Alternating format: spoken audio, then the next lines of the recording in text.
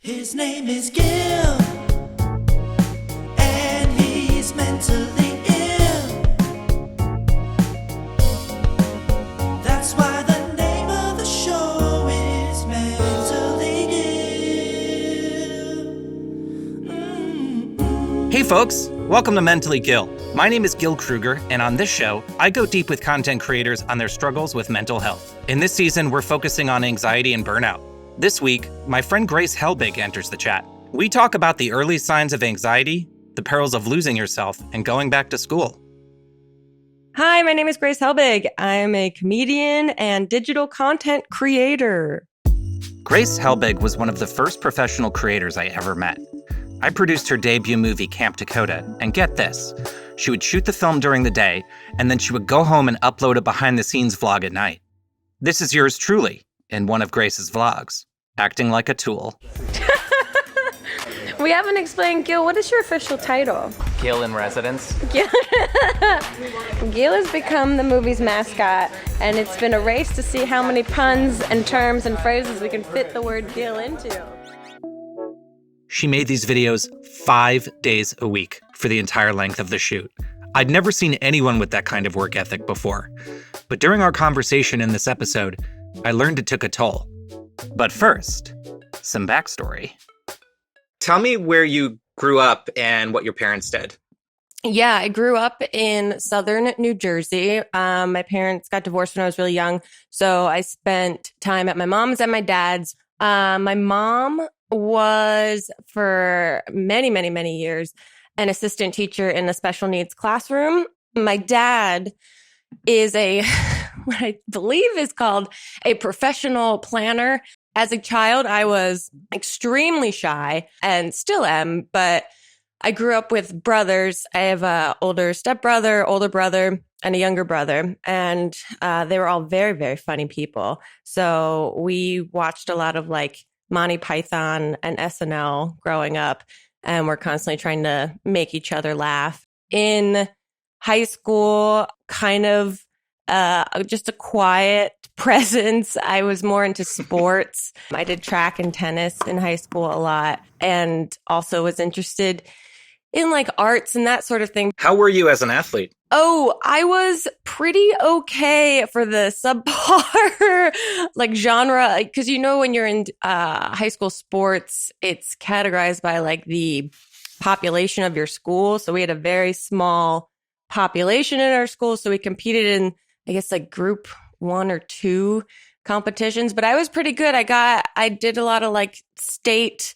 meets for track and that sort of thing, and it became kind of like my thing in high school quietly, because I had very disproportionately long legs to my torso. So I did high jump and hurdles and kind of focused on that most of the time. By all means, it seems like Grace's upbringing was your typical American middle-class childhood. She grew up with a family from whom she inherited her sense of humor, found something she was good at, track and field, and continued both interests into university. Now, not to go off track, but I asked her to dig deeper into when and how her anxiety began to manifest. When I was younger, I was always very nervous, and I hated that part about me. I hated that I wasn't an extrovert and I wasn't, easily able to make friends. And so it was this kind of built up tension that I really tried to deny. And when I was in college, it got really intense, but I found things like improv comedy and just comedy in general that really allowed me to kind of get out of my own head and able to focus on something kind of external and to laugh, which is incredibly healing. And I still believe to this day, one of the most healing things we can share with each other, have it for ourselves.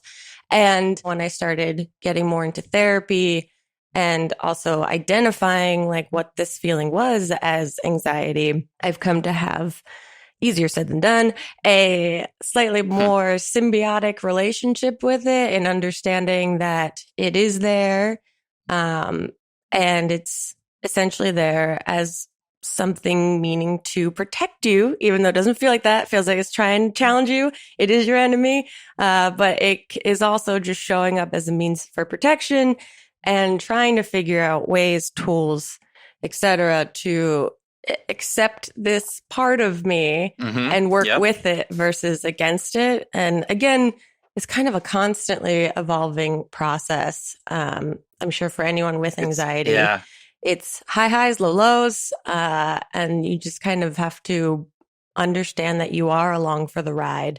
So how can you make it manageable for yourself? Your body's kind of like this car you drive around, and you have passengers in it of all different types.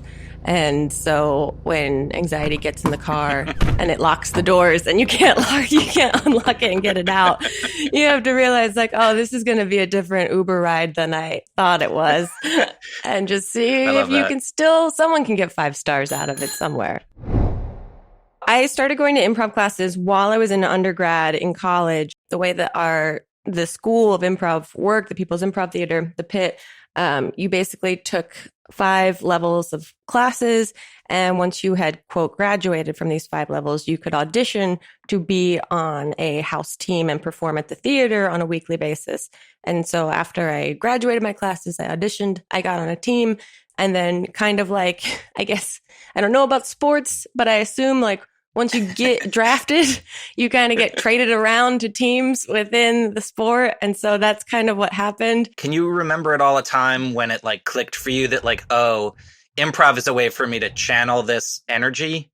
Yeah, there wasn't necessarily a specific time, but I just remember starting to take classes and feeling an intense fear every single time I went to class of wanting to do well and really enjoying myself and the people there afterwards. But the initial getting myself to class every time was always like oh, here comes the fear, here comes the anxiety, here comes the nerves. And then in the school that I went to, the People's Improv Theater, they had all these posters everywhere in the theater of all these kind of like Del Close quotes or different quotes from comedians or different sort of almost, self-helpy motivational. And a lot of them, one of the more particular ones was follow your fear. Right. That was kind of this staple in improv of follow your foot, follow your fear, like let it lead you out on stage into a scene of complete unknown. And I really internalized that, not consciously at the time, but in hindsight, realized that like, oh, this fear is all that I have for going to class, for performing, is also kind of like a excitement in a different mask, because this is something that brings me joy. So if I can follow that, or, push myself to follow that and think of it more as excitement, then my outcome on stage was better. My, mood of going to classes was more looking forward to them rather than dreading them. And so all of these kind of seemingly silly improv foundational principles became real world tools to deal with anxiety outside of the theater, which to me was just very cool to find yourself in a community of people that were all making themselves vulnerable and kind of going through the same process and trying to find the joy in these performances, as silly as they were. And that for me was hugely healing, that I didn't even realize at the time. Hindsight's 2020. When you look back, you realize like, oh, that was such a joyful part of my life, because I was able to channel this anxiety, this fear, into performing, into expressing myself in characters and scenes with people that only existed in that time, in that moment, in that performance. And you got to kind of walk away from it after. I think that also conditioning of like doing something completely vulnerable and then moving forward out of it again and again and again was so helpful to kind of parallel what dealing with anxiety is. It's like you make yourself vulnerable, you confront something head on, you have an experience with it, and then you leave it in that moment and try to move forward. Yes, and obviously the principle of improv, I think, is probably one of for me, the most profound principles in dealing with my feelings, which I think as a little kid, I had a really wonderful family, but we didn't talk about feelings very much. And so I didn't learn inherently how to deal with them. So I obviously pushed them down or away, or, they express themselves in other kind of uncontrollable ways. And so by saying or learning to say yes and to these feelings, allowing them to be, allowing the sensations to happen, Right. became something really helpful. And again, easier said than done. One of those things, even in having this conversation, it's reminding me of all the things that I so easily forget in moments of panic. I think I got yes and from Grace's guide, just to prove that I've read it. I really do feel like improv, because at the same time, I was very interested in self-help, and I had just graduated from college. I was in my early 20s, and I was living in New York City, and everything was wild, and I was just dabbling with internet content, seeing all these kind of self-help books, the Eat, Pray, Loves, and the, how women can get what they want kind of things. I always felt not connected to those rhetorics. I could see them working for people around me, but something about them just didn't connect for me. And when I saw all of the same principles presented in improv, it just clicked for me way more over there than it did reading Elizabeth Gilbert, who, I read and I enjoyed very much. And I think she's helped a lot of people. Elizabeth Gilbert is the author of Eat, Pray, Love. Grace was reading these types of books, doing improv, and working at night. I quit my office job and started waiting tables so that I could start going on auditions during the daytime more, and performing at night. My college roommate and I, who I moved to New York City with after we graduated, named Michelle, we were making these videos for ourselves at home because we had taken some editing classes in college, and she was actually working as an editor in New York at the time. And we had started to see vlogging for the first time. And we thought, this is fun. Okay, recording. We have to say hi first. Okay, that's right. Ready? Yeah. Hi. Hi. I'm Grace. I'm Michelle. And we're Grace and Michelle. What if we tried to do this? We like editing as this little fun tool we've learned to do very minimally. She's way better at it than I am. And so we started making these Grace and Michelle videos that were just sort of like chronicling video diaries of our lives in New York City. Grace loved the outlet of creating, and she was good at it. Around 2008, she got a new opportunity from a website called My Damn Channel. They had approached me about making some content for them. And it was basically a means by which I would make videos from home, talking and promoting about their original content that they had been rolling out on a regular basis. And that became my full-time job. I got to quit waiting tables and make these videos Monday through Friday for them, but they weren't on YouTube. They lived solely on the My Damn Channel website for the first 2 years that I made them. In 2010, Grace began posting her work on YouTube. She called her new channel Daily Grace. She and a colleague came up with a production schedule. It was absolutely grueling. And so came up with a structure of a Monday through Friday, not so different than what I was doing on My Damn Channel's website. And so we would upload to My Damn Channel and to YouTube every day. And Daily Grace, the YouTube channel, was born in like 2010. That's awesome. For those of you that don't know who I am and you're just like, shut the up, show me your tits. Listen, I'm Daily Grace. I've hosted mydamnchannel.com for the past 2 and some odd years. I do a daily vlog 5 days a week. So 5 out of 7 is daily. By becoming increasingly involved in New York City's comedy scene, writing and performing stopped being just a creative release, but a way for Grace to actually make money. And as her creative career evolved, so would her anxiety.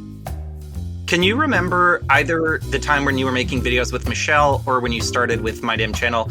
Can you remember like what your anxiety was like? Yeah, I had anxiety all the time. I think also the living in New York City fosters this very silent and also loud anxiety of just the frenetic energy of people around all the time, and the get up and go, and no day was similar to a day before. And it was, just transporting yourself from one place to another in New York City, though public transportation is like so available and great, you're just surrounded by people all the time. And I was very much an introvert. So being able to have a job in which I worked by myself at home amidst this like city of, millions of people everywhere all the time gave me like a little bit of peace. And then also I would go on auditions for all of these TV shows or films, and I just hated having to play or go in for parts that just I didn't want to do. It was always like sexy this and like hot this. And I just wanted to wear some sweatshirts and tomboy-esque clothes at home. And so I would go to these auditions just kind of like grumpy that I knew I wasn't right for this part. Like, this isn't the energy I exude. But I could take solace in just the knowing that the reward for me at the end of this was getting to take the subway home to my apartment and make a video for the internet that felt like a secret little life that I had among this incredibly busy, awake, alive city. So that became this like wonderful, awesome little world that I had all to myself in those early years. Thanks for coming in, Miss Helbig. I believe you'll be reading for the role of hot girl who likes beer and hanging with the guys and doesn't say anything except laugh at the guys' jokes. Please recite your lines when ready. What does it feel like when you're, anxious? Physically, for me, when I'm anxious, I've had always a hard time like connecting in my body, which is something that I'm trying to do more as an adult. And because your body really does speak to you constantly all the time, which is probably why I have such stomach issues currently. And I wasn't much of a meditator or like a breath healer type of person, which probably would help connect all those dots for me in a more physical sense. But yeah, it was always very much a clenching, a tension, and just holding my body in a position to where I would hope like this just passes and no one can really tell. But that was never the case. All right, breathe in with me. Hold it. And now exhale. Exhale. Exhale. Exhale! And have you ever had like what would be described as like panic attacks? I didn't really recognize them at first. I always had a lot of social anxiety, and I think I even made a video on my own channel while I was doing Daily Grace, because I was still making videos with Michelle and trying to make some videos of my own here and there. And I made a video about having social anxiety without really understanding, like it was just kind of a term. But for me, it like gave it like a classification of like, why do I get so nervous hanging out? Like it was before learning about, everyone kind of knows introvert versus extrovert now, but at that time I really had no awareness of that. And I thought that there was something wrong with me, that I couldn't be more social, or I got really nervous or tired when I hung out. And I really just reveled in being by myself after those kind of moments. And so towards the end of living in New York, the YouTube stuff for Daily Grace had started to grow in a lot of popularity. And I was dating someone at the time that was also a writer that was getting more and more successful. And so we decided together to move to Los Angeles. We had a couple friends that had been moving out at the same time. There was hardly any world of YouTube in New York itself. There were hardly any creators. Right.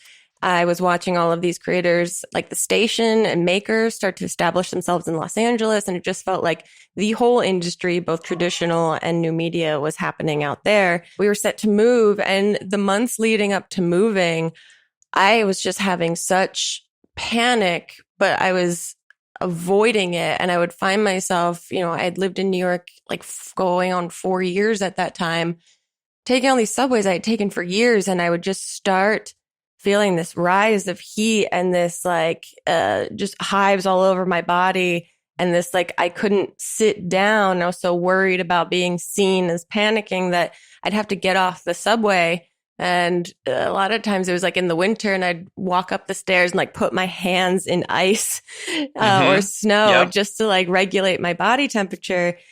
And then I started to get those, freaking out about the potential of freaking out, that the subway started to become a place where this would happen.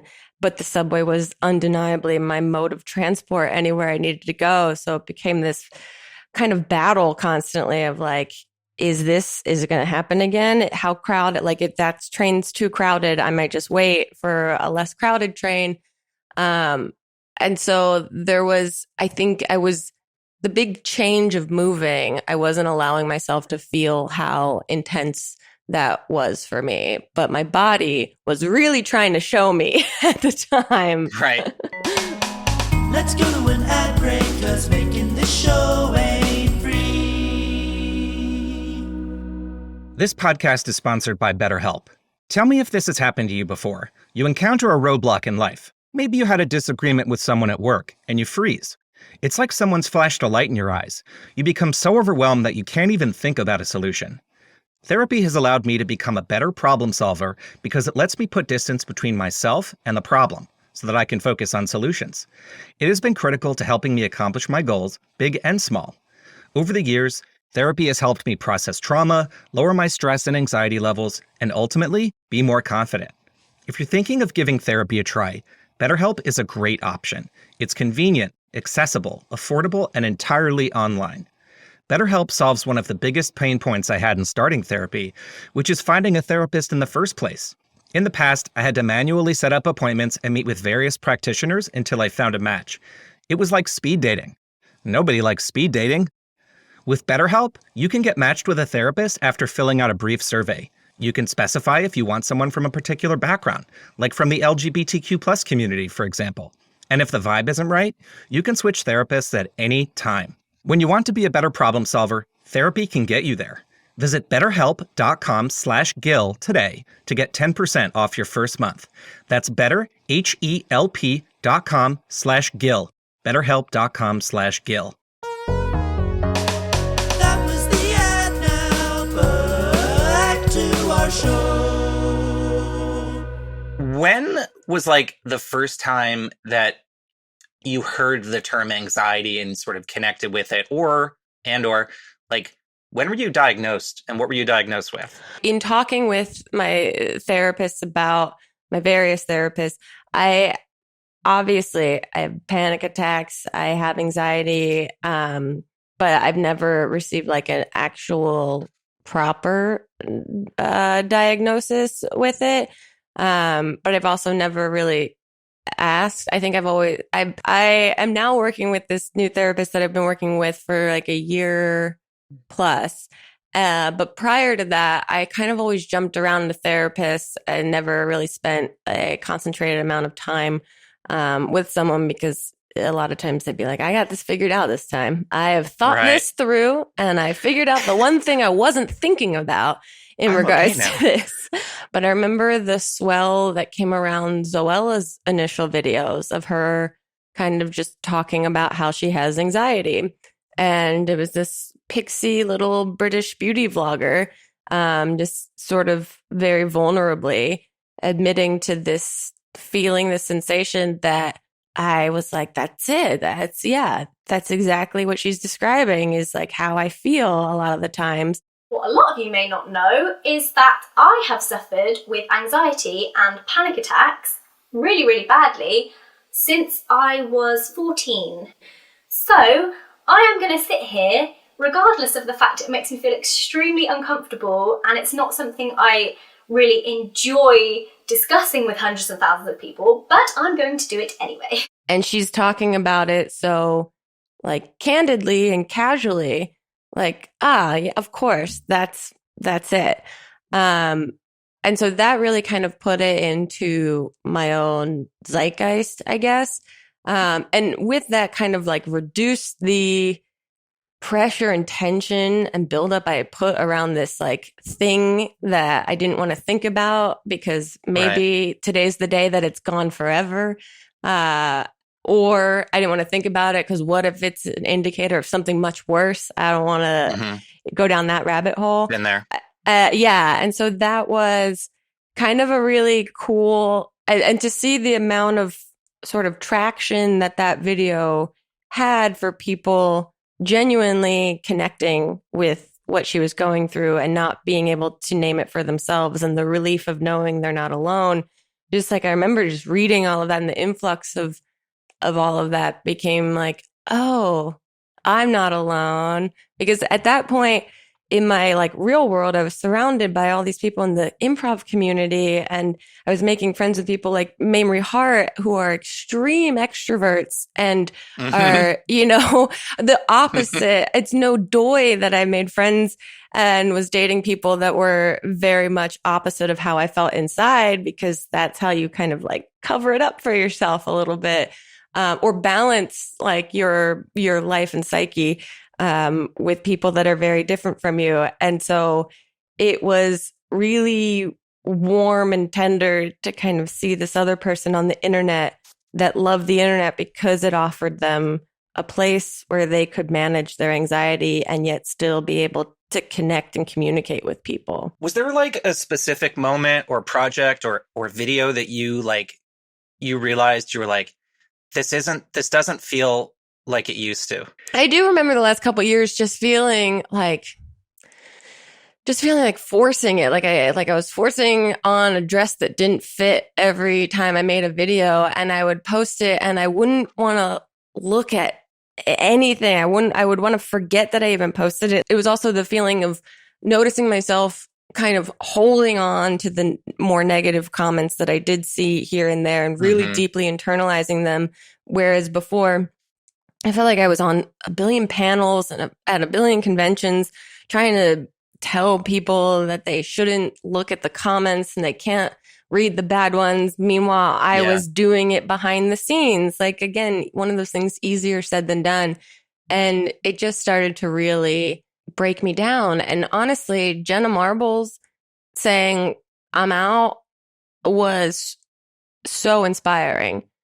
To just know that I can't imagine the platform with the amount of eyes on her, the amount of pressure that she must have felt on a regular basis, knowing I was feeling those pressures, but had nowhere near the amount of expectation and eyeballs on me that she had. And her ability to say, like, I am not doing well, I can't do this, I have to go get myself well, was just like, oh, that's how you do it. That's how you say, I'm out and I'm not going to indulge in the sensationalized aspect of this. Like, I'm just giving you my facts and I'm leaving. And I thought that was so great. It's very interesting because now we're seeing this whole trend of take social media breaks and blah, blah, blah. And in the beginning of like the YouTube kind of rise stuff, we were invited to so many different like YouTube and Google conventions and behind the scenes sort of things for creators where they could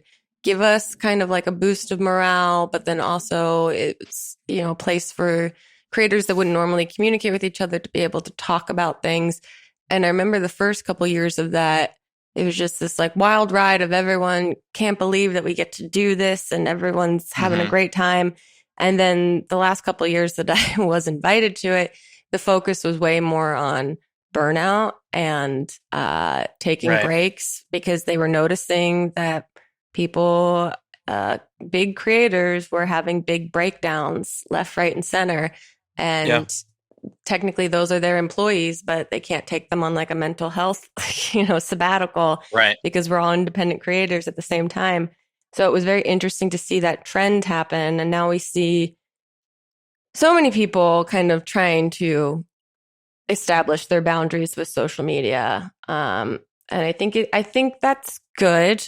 I have mixed feelings about all of it. The same way when Zoella first talked about anxiety, I thought that was incredible and I felt very connected to it. And then I got really worried in the years following because people seemed to glamorize anxiety as a facet that made them interesting, and were like kind of searching for anxiety within themselves and trying to connect to their favorite creators that had anxiety by, saying that they also had anxiety. And it's like, it's not a fun thing or a badge of honor to have. And it's not a trendy thing. And so it made me a little nervous that it was just kind of running rampant as a trend rather than a conversation. So all of the kind of pendulum swing to all of this self-help stuff and all of this like radical positivity, I don't know that that's good either.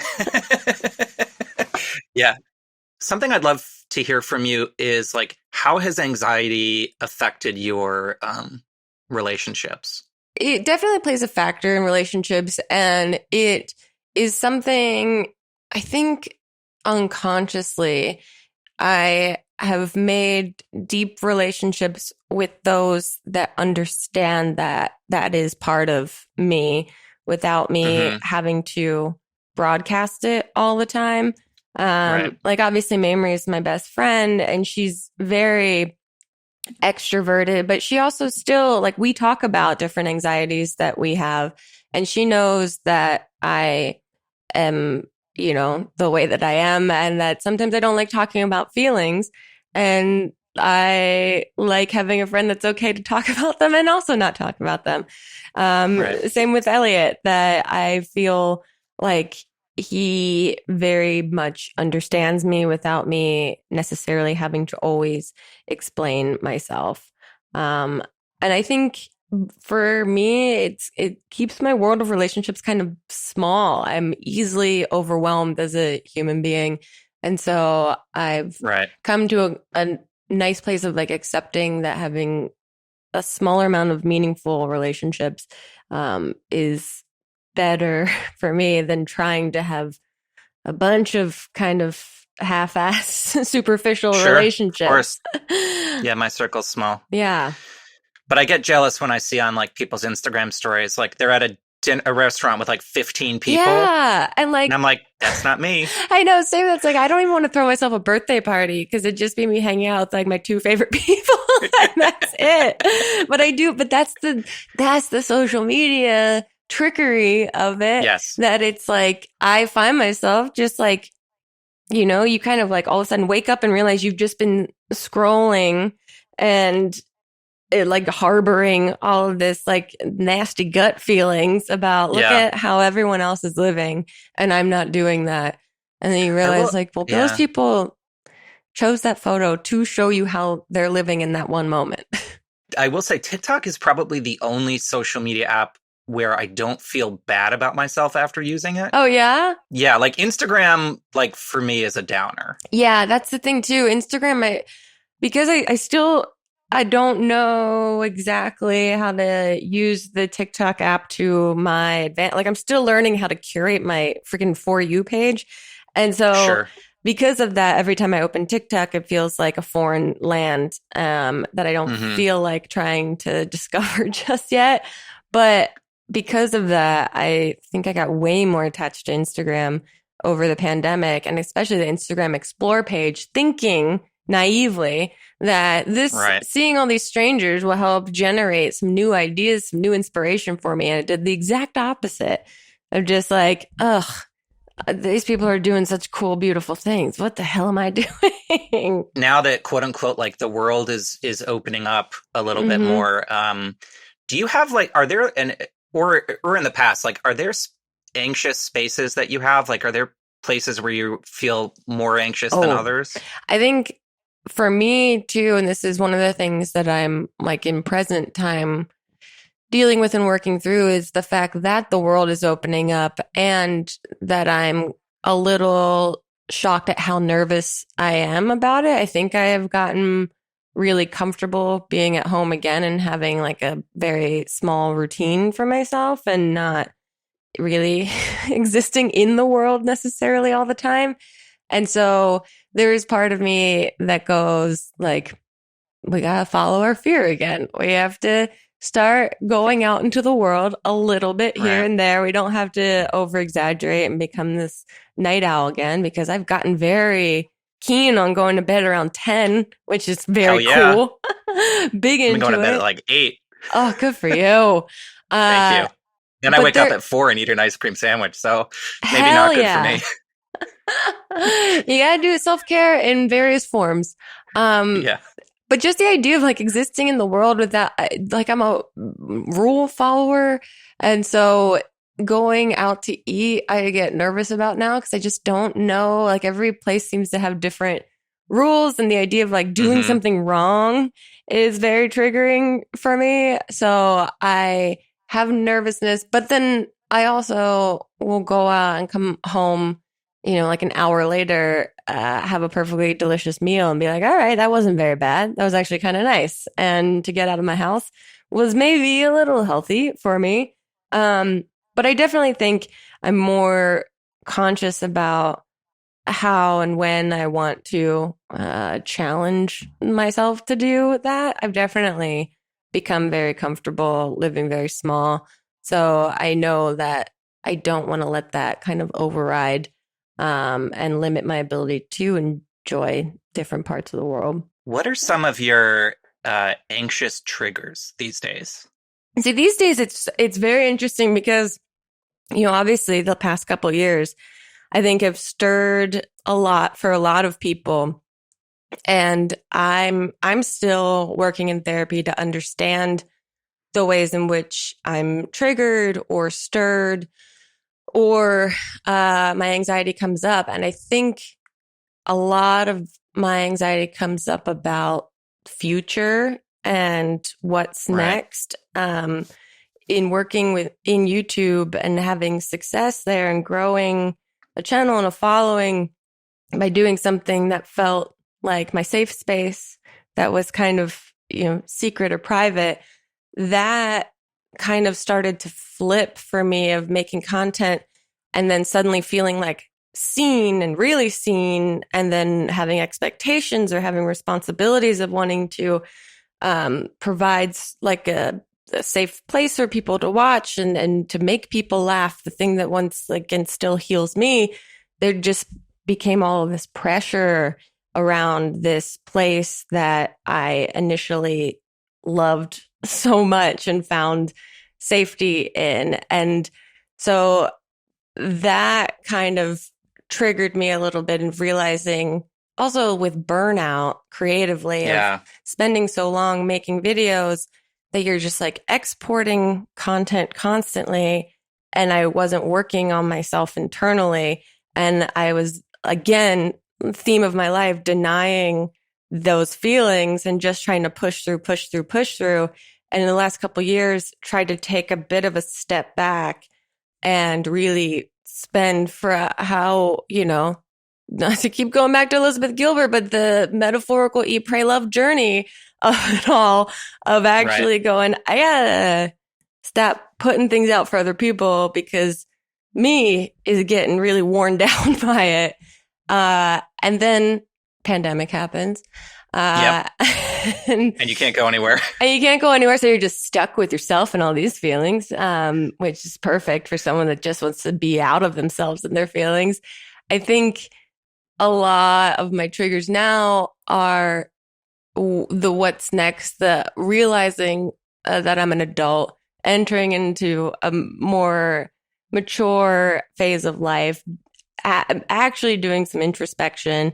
And then also in the whirlwind of YouTube for so many years, you're so busy. You're so trying the weird blessing and curse conditioning of like that hustle mentality can reap rewards, and it can also like tear out your soul away from you.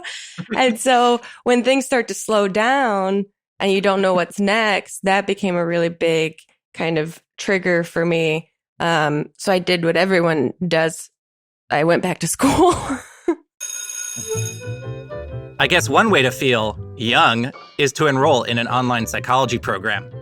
Get it? That was a psychology joke.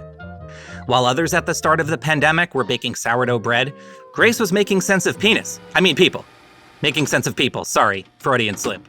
To try and just get some structure imposed on my life, because the beauty of having such freedom of working from home and, being your own boss and creating your own destiny effectively is that you can work how and whenever you want. But there comes a point where I just stopped making any structure for myself. So I needed an outside source to kind of wrangle me in a little bit. Was it just about structure, or was it also about like changing profession? The idea to go back to school was a mixed bag of things, and it was kind of catalyzed in the way that I think I've done a lot of things in my life, is just this intuitive, not very clear, but intuitive force of like, I gotta do this right now.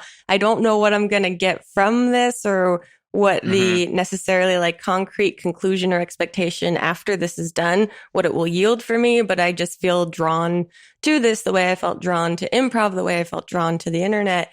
And it was also that the work that I was doing, you spend so much time building a brand and building this persona that for me, I felt like I lost who I was, and I was living more as a persona version of myself. And you look around and you're like, oh, if I'm not making content, what do I actually like? What are my hobbies? Like who am I if I'm not Grace Helbig on the internet? And that was a very scary confrontation. And I needed to kind of like pull my head up out of the sand and just try something new. So I had gotten so comfortable in this kind of chaotic cycle of making content without pausing to kind of like check in with myself on like, this is becoming a chore and not a joy.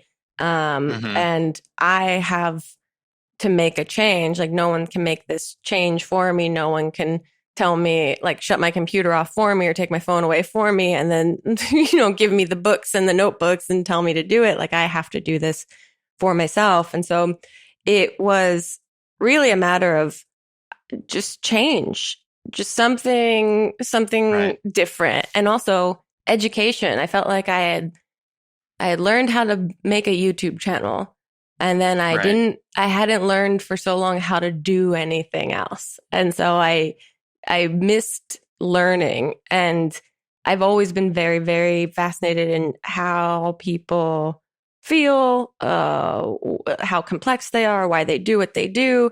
And so I found a program. I was initially interested in psychology, have always been, but I don't see myself taking like a clinician's path and opening a practice. That's not for me right now, at least. But I wanted to study something in the world of psychology without it leading to learning about advertising or, taking on personal clients. And so I found this program at Pacifica Graduate Institute, and the program is now called, it's just recently been changed to Depth Psychology and Creativity. And at that point, this was like summer 2020, that I just felt so devoid of inspiration anywhere. And I felt like I couldn't create. And one of my life forces was being able to create. And so to have a program that was available that, taught you a little bit about depth psychology, but also creativity across all art forms was very, very enticing to me. So I felt like my world had shrunk to solely a YouTube world. Everyone I knew was a content creator. Everything, every job, every opportunity was around content creation. And I just needed to move a little bit away from that. Can you just briefly explain what depth psychology is? So I'm still I feel like I'm in this program right now, and my processing speed is slow. So I'm still kind of like in the water trying to figure out how to swim right now. But we're learning a lot about Carl Jung and basically this kind of like introspective idea of psychology. He kind of coined individuation, which is sort of like Joseph Campbell, hero's journey type of thing. And I really appreciate, because he and Freud were very close, but Freud is a very Freudian, that everything comes down to libido, sex, and like parents and that sort of thing. Lots of everything comes down to the sexual drives and blah, blah, blah. And that doesn't speak to me the same way all the sexy parts didn't speak to me. And Jung's idea is more about like an individual kind of finding the divine in themselves through a series of processes and introspection, and just these ideas of archetypes too, which is a word that gets thrown out so frequently now in entertainment as a way to describe characters in movies and stories. Right. But for depth psychology, archetypes are kind of these patterns of behavior that we experience, much like the way anxiety kind of comes through. And they are very similar to like the way you describe characters, like the wise old man and the devouring mother and the innocent child, and all of these different aspects or qualities of our psyche that are constantly moving through and around in our unconscious. How does your anxiety affect your sort of day-to-day creative output? Well, that's kind of the bit of tension that I find myself in currently, is that I have this desire to create, but then I also have this desire to allow myself permission not to create. I think I was making these YouTube videos at one point 5 days a week, every single week. And so I was just like a content generating machine. And so it had become so embedded in me to make content. Then all of these other platforms come up, like Twitter and Instagram and Snapchat and TikTok. And so then you have to make content for all of those. And it just became this overwhelming like chore versus like I have ideas and this, I can't believe I have this platform to put them on. And so I now still struggle with wanting intellectually to make content, but physically feeling like I want to sit back and process who I am as an adult and be able to speak from that point of view more clearly than trying to force something when I feel like I'm in the middle. One of the other chaotic things, and I think, you know, when I podcast with people, I'm constantly asking them about their relationship to social media, is that it's up to us to manage our feelings. It's up to us to manage our relationship with these technological devices that are wonderful and absolutely awful. So I'm still trying to figure out for myself, what are healthy boundaries for me with this? I'm learning currently in therapy how to talk to myself, because I have learned recently in therapy that I talk to myself very badly, which I think a lot of us do without realizing it, because I think I developed this perfectionist and like ambitious, overly achiever aspect of myself in making content and having success with it and like wanting to keep doing it and pushing, that my self-worth became wholly wrapped up in external successes, external content, all of this stuff, that when I wasn't doing it, I felt like I wasn't being good in the world. And so my anxiety started to pop up as like, you know, the negative speak of like, you're no good. You had a moment in time. It was lucky. Like there's nothing else for you. Like you're out of touch, you know, all of those things that are just, you would never say to someone you love ever. Sure. But so it comes so easily to yourself. You know, RuPaul, if you don't love yourself, how you can love anyone else? Very true. But I have learned too that like a lot of my anxiety shows up as like inner child stuff too, like the little girl in me that maybe didn't get attention or wasn't taught how to manage or hear her feelings. And so it's a lot of trying to connect to that for me in therapy now. I'm trying to understand what like the inner child in me needs when she shows up. And I've done different therapies where it's like trying to envision her and what she looks like. And it's my own comedic walls that get built up that sometimes I have a hard time entering into those worlds that I just find it silly or funny, and it takes me out of the benefit of the experience.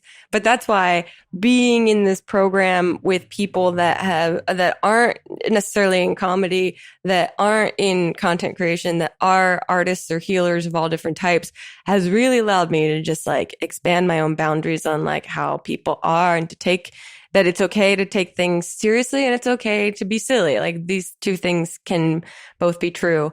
And so I think for me, it's really trying to recognize when anxiety's jumped in the car, or when the little girl in me has jumped in the car, and that they need something, and they're going to be there until we get them what they need for a second. And it's, again, easier said than done. But trying to recognize it. What's like your coping regimen these days? Marijuana has been very great for me. Just at night, I think at night is when like a lot of the anxiety sets in for me, especially like right before I go to bed. And then also just learning to give myself permission to not have to be something that I think I need to be, or do something that I think I need to do. Like allowing myself to really relinquish that I have to constantly be creating, or constantly be learning, or constantly be like X, Y, or Z. And like literally just, if I don't feel well, I am allowed to take an hour and watch some shitty television and just live in a small little bubble. Also, I recently found my weighted blanket again, and that, I forgot how great that was. So I'm really appreciating that at night, just as a small little treasure. A couple of weeks after we spoke, Grace went on her podcast, Not Too Deep, and announced she was taking a break indefinitely after over 300 episodes. Not Too Deep, with Grace Helbig, me, hosting guests, is taking a hiatus after this episode for a bit. The exact amount of time has not been determined because I have a hard time making concrete decisions. It's nice to see Grace putting herself first. If you want more from Grace, which I'm sure you do, check out her YouTube channel, her books, and her other podcast, This Might Get Weird with Mamrie Hart. Finally, make sure to subscribe to this podcast wherever you subject yourself to it. And if you want unlimited Gilly points, leave a 5-star review. Until next time, be kind to yourself. His name is Gil, and he's mentally ill. Mentally Gil is executive produced and hosted by me, Gil Kruger. Executive produced by Zach Stuart-Pontier. Produced and edited by Melisa D. Monts and Diane Kang of Diamond MPrint Productions. Post-production sound by Chris Henry. Theme song and ad break music by Austin Archer. This has been a Best Regards Media production.